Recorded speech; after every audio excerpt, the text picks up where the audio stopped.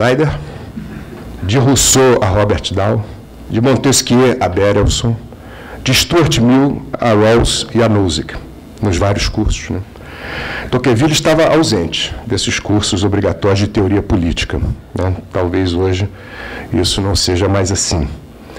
Mas estava Tocqueville ali ao lado, na teoria sociológica, junto com Marx, Durkheim, Weber, nas aulas de Elisa Reis, de Simon Schwarzman, mas também nos cursos de análise política e mudança política que eu fiz e assisti com Elie Baby Diniz.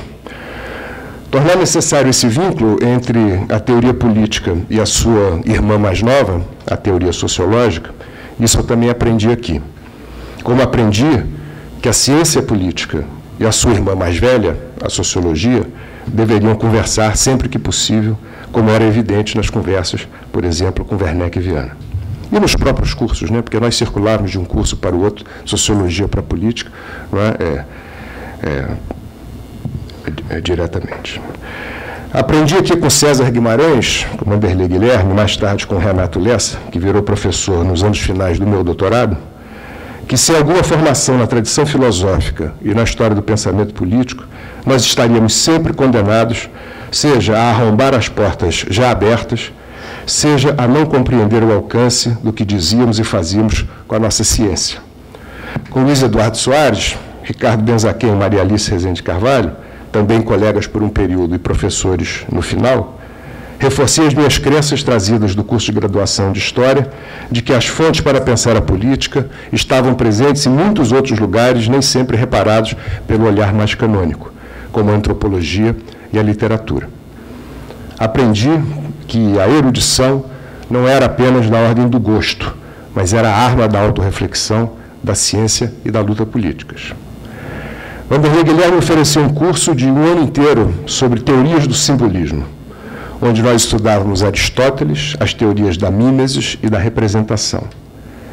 Daquele curso nasceu o discurso sobre o objeto e a sua concepção de pluriverso, que nos chamava a atenção não só para a pluralidade teórica e metodológica das ciências sociais, como para a possibilidade de estarmos preparados para recorrer a perspectivas diversas, epistemológicas e ontológicas, em benefício de uma eficiência e da melhor compreensão dos fenômenos sociais e políticos na sua diversidade.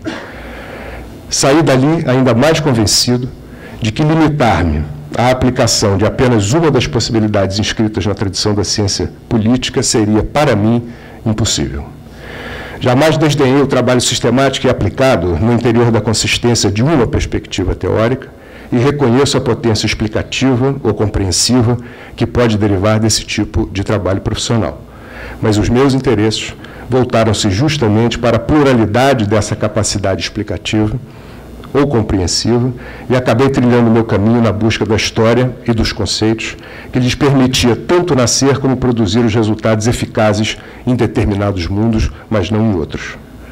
Talvez seja isso o que o Koselleck queria dizer quando se referia à necessidade da crítica da ideologia pela história conceitual. Mas os primeiros passos desse movimento eu fiz aqui, antes de ter contato com Koselleck.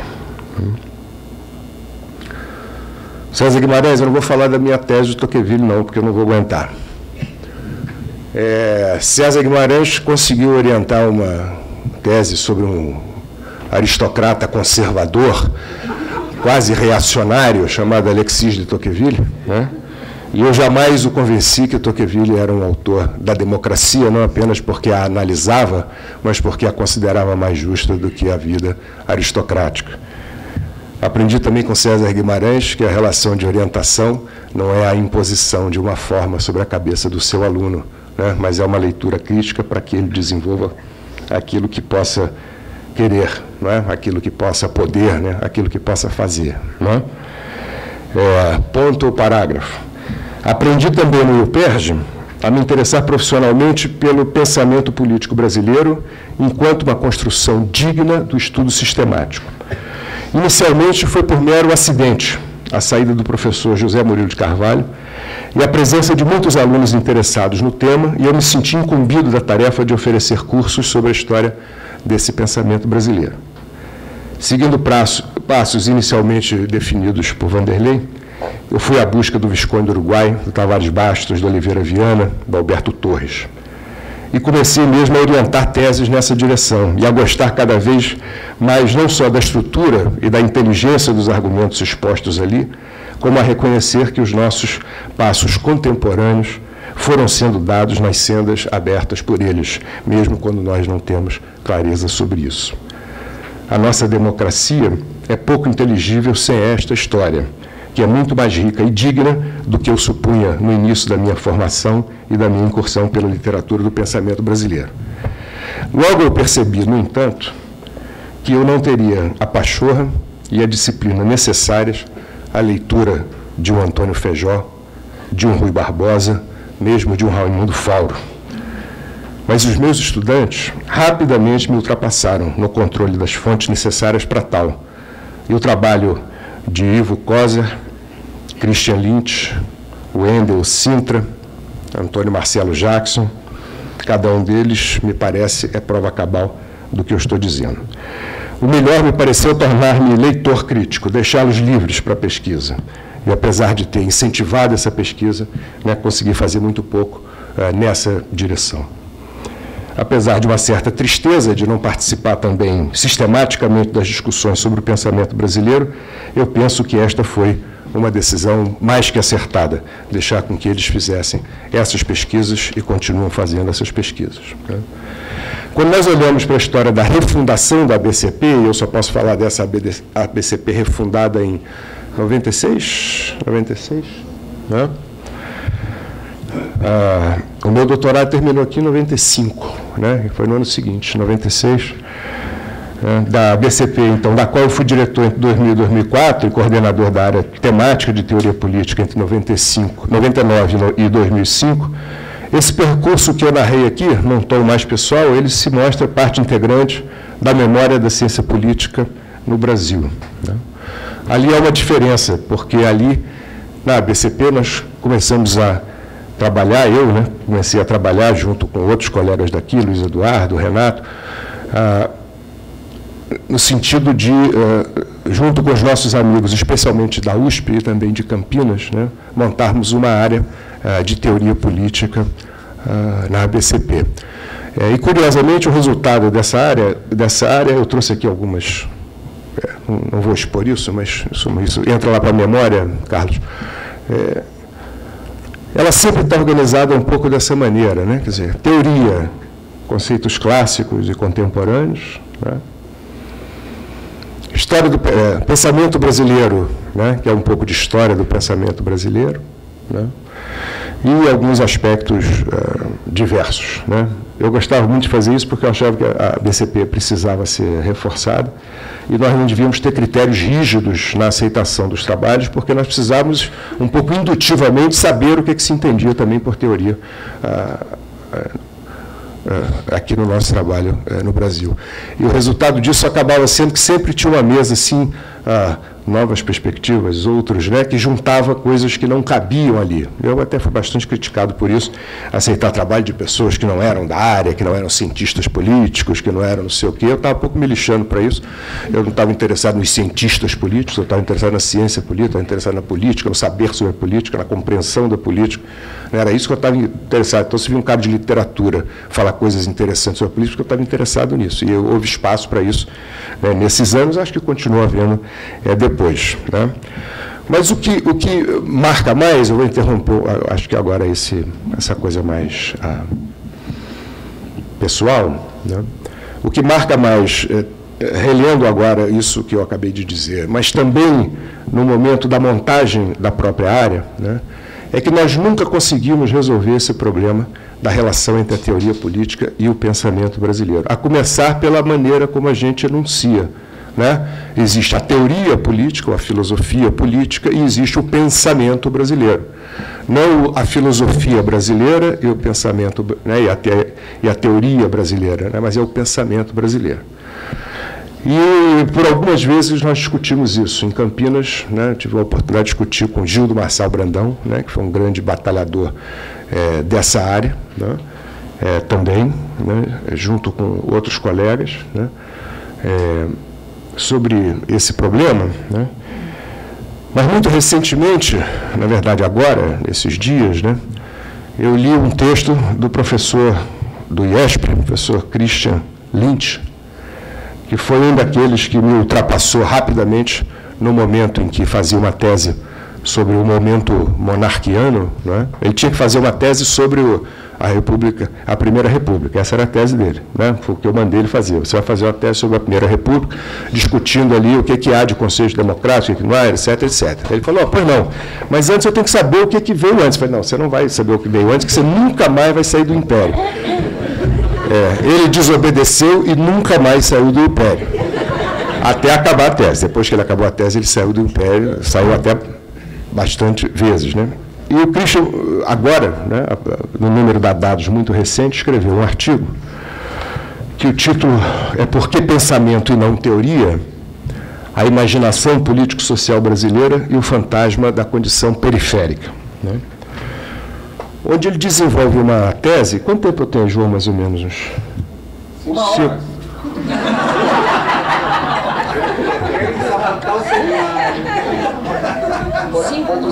5 minutos. Depende do que vai falar. Meio minuto. O Christian desenvolve uma ideia, né, que já está com ele, na verdade, há muito tempo, né, mas que ele se apropria de algumas coisas que eu também andei escrevendo, cometendo, talvez, sobre a filosofia histórica de Hegel, na verdade, a filosofia da história universal, não precisa ser hegeliana, para pensar que as elites intelectuais brasileiras, né, desde pelo menos o século XIX, mas certamente ao longo do século XX, quando começaram a pensar sobre o que se pensava no Brasil em termos de política, né, introjetaram uma condição periférica ou uma condição inferior, né, o famoso complexo de vira-lata, né, e um pouco essa é a tese que subjaz, né, a distinção entre pensamento e teoria, né? Quer dizer, se lá no centro, né, no mundo europeu, seria possível produzir, né, um pensamento mais sistemático que ultrapassasse as suas condições de gênese, né, cuja validade ultrapassasse a sua condição de gênese, né, no Brasil nós teríamos sempre um pensamento muito imiscuído, né, com o próprio contexto brasileiro, e por isso não conseguiríamos, né, nós, talvez ibéricos, não conseguíssemos, né, uma elevação desse pensamento para além, né, do que Kierkegaard chamava a saudade do conceito, né? O conceito tem sempre saudade do lugar que ele nasceu. Eu achei isso tão bonito. Eu não entendi até hoje o que ele quer dizer, mas que é bonito, né? Então eu queria usar aqui a saudade do conceito, no sentido que o conceito sempre traz alguma coisa consigo que é da sua, né, do seu lugar de origem, né? E eu acho que o Christian desenvolve isso com muita erudição, como é próprio dele, e eu acho que isso é bastante interessante e inteligente, né, para dar conta desse tipo de problema. Mas eu queria, num diálogo com ele, já que eu só tenho 5 minutos, viu, Christian, não é 1h30, chamar a atenção... Já passou os 5? Chamar a atenção só para um outro lado dessa história, que talvez valha a pena também investigar, né? Porque essa é uma tese da negatividade, né, assumida pela própria elite, na sua autorreflexão, na sua autoidentidade, né, que corresponde ao que o Eduardo Jardim de Moraes, na sua tese sobre a modernidade brasilista, ele não chamou assim, ele chamou falando, né, mas acho que ele não escreveu, a sociologia da depressão, né? Você olha para o país, esse país é uma merda, aqui falta isso, aqui não tem não sei o quê, precisamos do modelo americano, né? E esse tipo de sociologia que olha para o país sempre na sua negatividade, né? E eu concordo com essa tese, né, no seu aspecto mais geral. Mas eu acho que a gente podia ir por 2 outros caminhos e tentar pensar a positividade da afirmação da noção de pensamento contra a noção de teoria, porque também essa tese acaba incorporando a noção hegeliana de que a filosofia é o saber máximo e o pensamento é alguma coisa da ordem do intermediário, né? O pensamento está ligado ao povo, né? E a filosofia é ligada ao espírito universal. E eu acho que não precisa ser assim. E eu queria dar 3 indicações disso. A primeira, mais teórica, me veio assistindo uma entrevista de 1964, de Hannah Arendt, ao Günter Gauss, está no YouTube, aí, com legenda, né? Então a gente pode ler, porque está em alemão, onde ele começa apresentando Hannah Arendt como uma filósofa política, e ela já levanta a mão e diz, não, isso eu não sou. Filósofa política eu não sou. Ele falou, não, por que você não é? Ele falou, porque a filosofia se constituiu contra a política. A tradição filosófica do Ocidente é uma tradição contra a política, né? Platão, quando cria a filosofia política, ele quer resolver, né, metafisicamente um problema que é da ordem do conflito, né? O problema que é da ordem da ação, mas ele quer resolver pela via da razão, né? E eu quero desenvolver um pensamento, diz a Hannah Arendt, né, ou uma teoria, né, que seja a favor da política, né? Então a inspiração aí vai a Maquiavel, né? Não vai a Platão e a tradição da metafísica. Então, eu acho que tem um elemento interessante na noção de pensamento, né, que é reconhecer, né, definitivamente, que a política não é objeto da filosofia no seu sentido, pelo menos, mais tradicional e metafísico, né, porque ela não pode ser objeto desta filosofia, né? Óbvio que seus conceitos podem ser objeto da especulação filosófica, né, mas a política como fenômeno, né, não deve ser, né? A segunda é uma pista que eu acho que num projeto de memória pode ser interessante.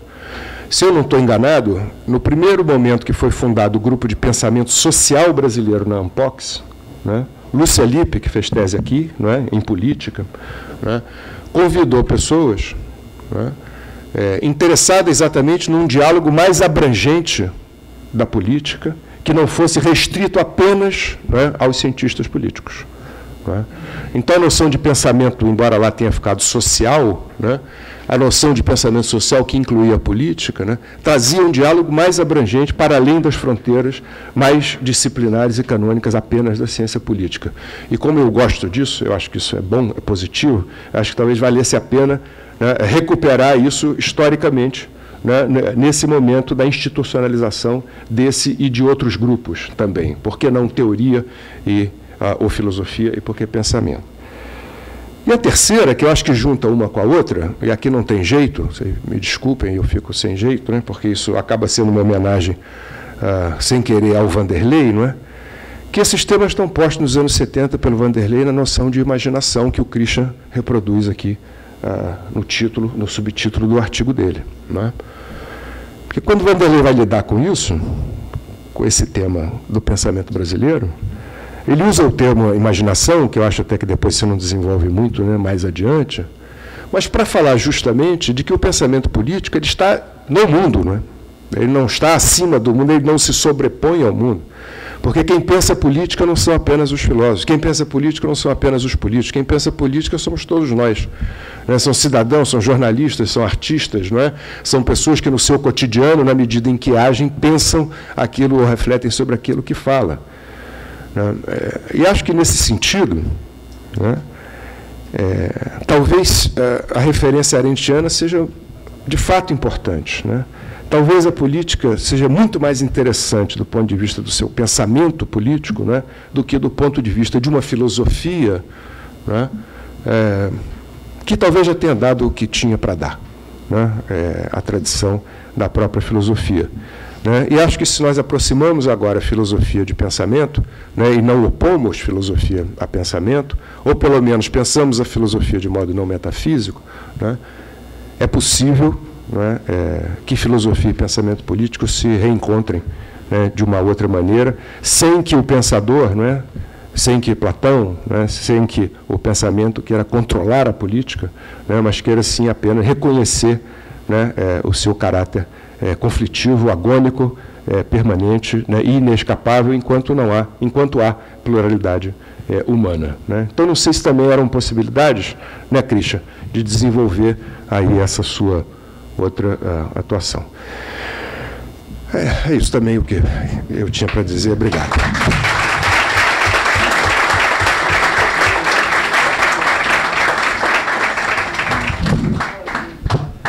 Um pouco da sua gripe. É uma gripe que gera eloquência. Bom, agora eu passo para o professor Vanderlei Guilherme, por favor. Bem, ouviram bem? Bem? Então. essa discussão divisão entre teoria e empiria é meio complicada, a começar, como já falaram, sobre o que se entende por teoria e o que se entende por empiria. Um livro como Who Governs, Quem Governa, de Robert Dahl, foi escrito, montado numa pesquisa empírica, no uso mais corrente, trivial da palavra empírica, entrevistando pessoas, fazendo histórias de organizações, etc. Mas, obviamente, ali a interpretação que sai dali, todo mundo aceita como uma teoria do pluralismo, né? Teoria do pluralismo democrático. Isso é teoria ou não é teoria? É um trabalho empírico ou não é um trabalho empírico? Ao mesmo tempo, a oligarquia, né, que é destinada, do mesmo autor, destinada a ser um trabalho de teoria da democracia, tem lá no final, você já de onde, uma série de endereços, né, e alusões empíricas. Então, a oligarquia é teoria só, ou a teoria empiria. Eu creio que esses é um problema ótimo para se debater sobre a teoria da relação entre teoria e empiria. Que não é confundido, que não deve ser confundido com fazer teoria, seja lá o que venha a ser, senão que seja lá o que venha a ser empiria. O que eu posso falar sobre isso, eu não tenho reflexões sobre isso.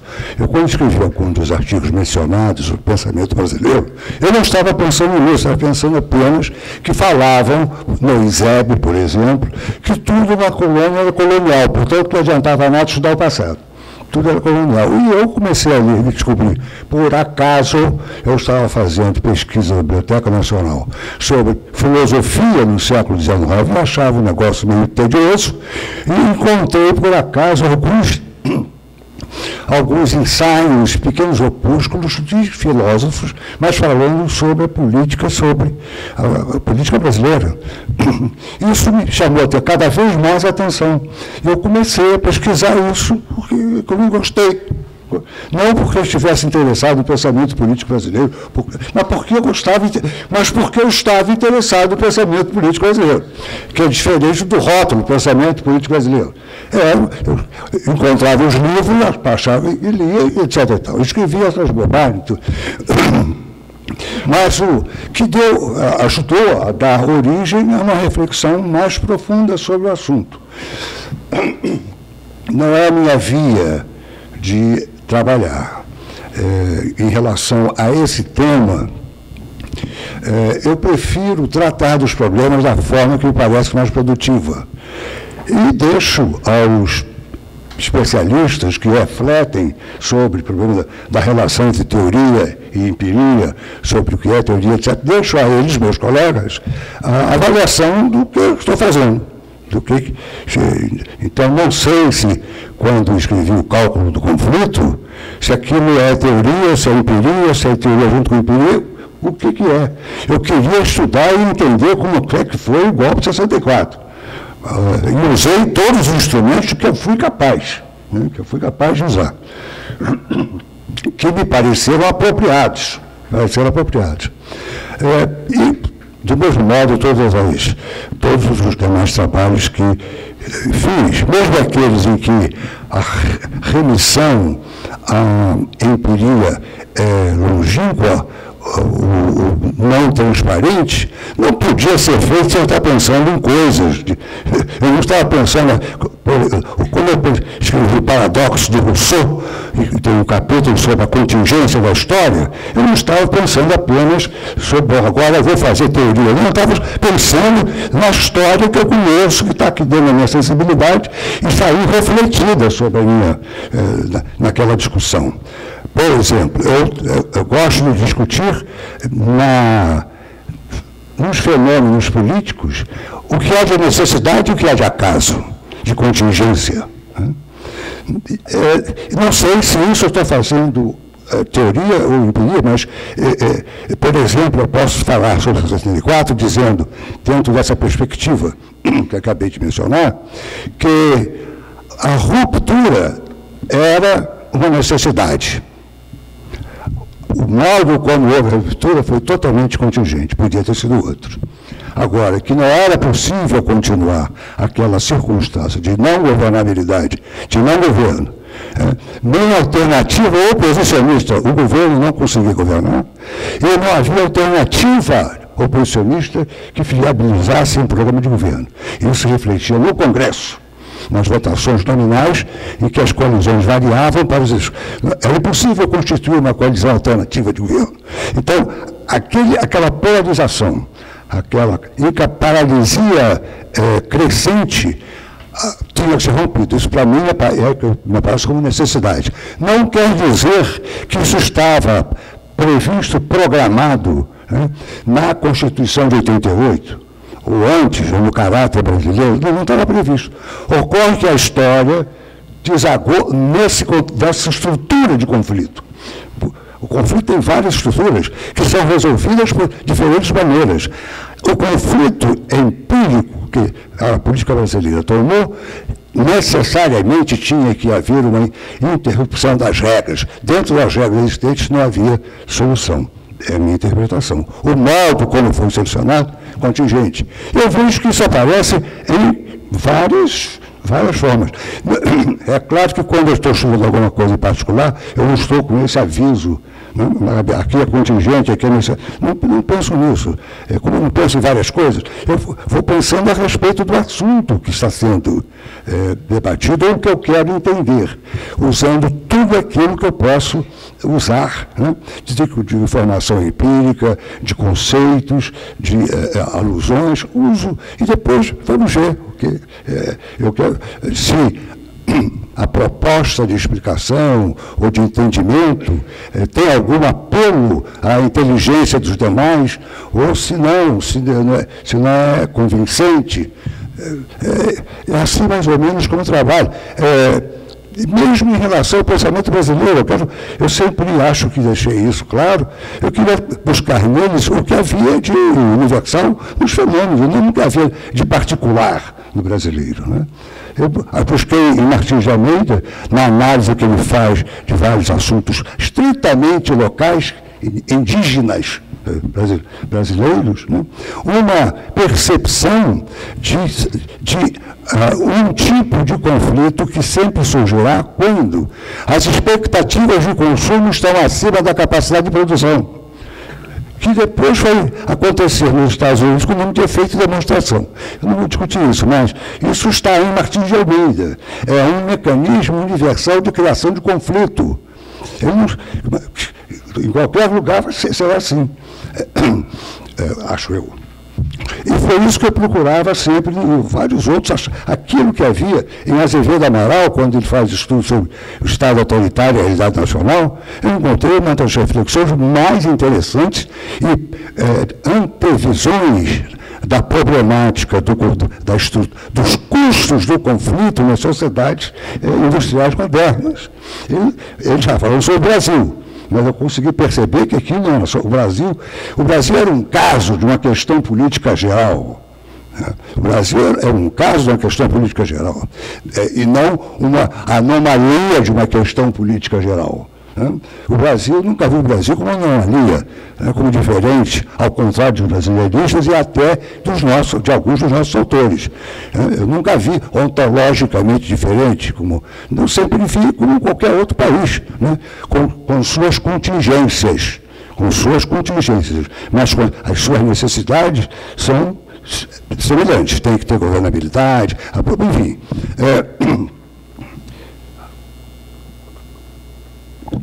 O chamado da política, a meu juízo, vai ser cada vez mais intenso. Tenho visto o fato de que nós sempre estivemos inseridos no mundo, sempre fomos globalizados com todo mundo, exceto aquelas ilhas que ainda não estavam descobertas. Sempre fomos globalizados, sempre pertencemos ao sistema global. Só que pertencemos ao sistema global dentro de uma certa estrutura. Entramos no mundo moderno via decadência dos poderes europeus, Espanha e Portugal. Quando nós entramos na história global, universal, do ponto de vista eurocêntrico, né, foi através de dois países já decadentes na ordem central, Espanha e Portugal. Tínhamos peculiaridades em relação a isso, contingências. Nós sempre fizemos parte da ordem universal, internacional, como fazemos hoje. Consequentemente, as análises e as pesquisas e as reflexões que se fazem sobre o Brasil, necessariamente, elas têm que ser também algo que diga respeito ao que se passa no resto do mundo, porque senão, na verdade, é fictícia, é alguma coisa sem capacidade de agarrar o real, inclusive o real brasileiro.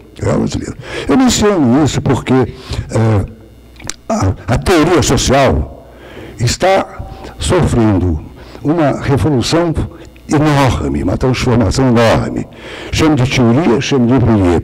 Por exemplo, um livro recente de Thomas Piketty, chamado Capital no século XXI, está fazendo uma revolução porque ele estuda 20 países da renda evolução com uma massa de dados inacreditável desde o século XVIII, desde o século XVIII. É uma massa de dados inacreditável para estudar o surgimento e a evolução do problema da desigualdade. E aí ele tem uma teoria. Ele chega de lá como é a acumulação de capital, e o problema da riqueza, a diferenciação de riqueza, a ameaça da democracia. Esse problema tem que ser discutido. A partir do problema da desigualdade, não é possível desconhecer a empiria trazida pelo Piketty, como não é possível ignorar a empiria trazida pelo Alan Morris, né, que é por que o Ocidente governa o mundo, né, que tem sua teoria sobre a Revolução Industrial, e quem não o fez, ou fez retardadamente, portanto ele está falando sobre nós também, né, e tem uma concepção de como é que o desenvolvimento social se fez ao longo da história, né, usando consumo de energia per capita, organização, tecnologia de comunicação e o quarto indicador, capacidade bélica. Tá? Quer dizer, é bem interessante isso. São os indicadores com os que ele introduz no conceito de bem-estar social da ONU para trabalhar esse desenvolvimento. Outro, Gregory Clark, tem um livro sobre Adeus às Esmolas, que é um título que em inglês é muito provocativo, chama-se A Farewell to Arms, que é comparando com o Adeus às Armas, A Farewell to Arms, do Hemingway, em que ele economista, recusa as explicações economicistas para a diversidade de renda e a estratificação internacional e coloca a ênfase na cultura. Né? E tem toda uma discussão teórica sobre essa questão. Não é possível discutir as questões que ele coloca conceitualmente sem analisar e ter uma opinião sobre os dados que eles apresentam. Não dá para discutir a tese fora do mundo, está no mundo. O mais recente livro dele, desse ano, outra brincadeira com Hemingway, chama-se The Sun Also Rises. Os filhos também sobem. Né? Também é uma brincadeira com The Sun Also Rises, que é outro romance de Hemingway. Isso é um livro abusivo para os sociólogos e nós que não gostamos dessa separação, porque ele vem com uma teoria da mobilidade social completamente disparatada, que é sobre... a abordagem dele é na